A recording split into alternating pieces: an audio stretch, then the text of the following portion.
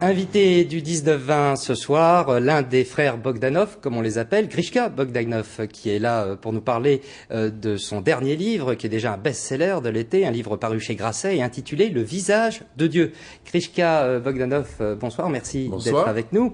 Alors, dans ce livre, vous revenez sur la mission scientifique au début des années 90 avec le satellite Kobe, ce satellite qui a pris des photos de la naissance de l'univers. Cette naissance de l'univers, et là on y verrait le visage de Dieu. Qu'est-ce qu'il en est? Eh oui, en fait, grâce à un satellite, George Smoot, qui est devenu d'ailleurs pour cette magnifique découverte en 2006 prix Nobel de physique, George Smoot photographie la première lumière émise par l'univers, tout juste, écoutez bien ce chiffre, 380 000 ans après le Big Bang. C'est donc la première lumière de l'univers, le moment où la radiation lumineuse se détache de la matière et l'univers devient transparent. Et ça, c'est effectivement tellement beau, tellement mystérieux, que lorsque, en 1992, il montre ces images éblouissantes à ses collègues de la Société américaine de physique, il déclare « c'est comme voir le visage de Dieu ».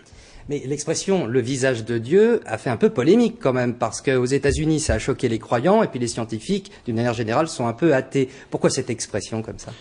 Eh bien, parce que George Smoot constate quelque chose qu'il dira d'ailleurs dans son livre, il écrira « L'univers n'est pas le résultat d'un accident cosmique ». Qu'est-ce qu'il voit dans cette première lumière?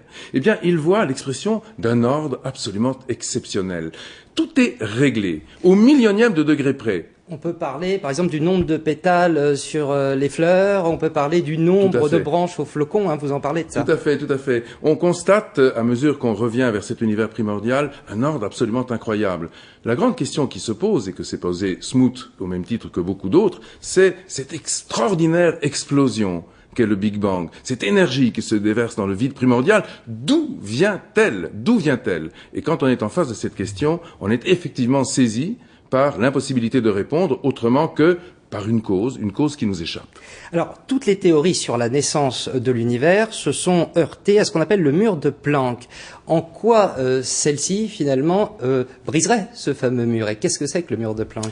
Qu'est-ce que c'est que le mur de Planck? C'est le moment où commence le Big Bang. C'est-à-dire, il y a 13 milliards 700 millions d'années, a eu lieu un commencement. C'était le début du Big Bang. Et ce commencement, il existe sous une forme incroyablement compacte, petite. Il faut imaginer que l'univers mesurait 10 puissance moins 33 cm, c'est une particule élémentaire, et c'était une fraction de seconde. Et la grande question qui se pose, c'est, mais d'où vient ce Big Bang? Qu'est-ce qu'il y avait avant? Et pour ça, il faut passer le mur de Planck. C'est ce que nous avons fait, Igor et moi, notamment dans ce livre.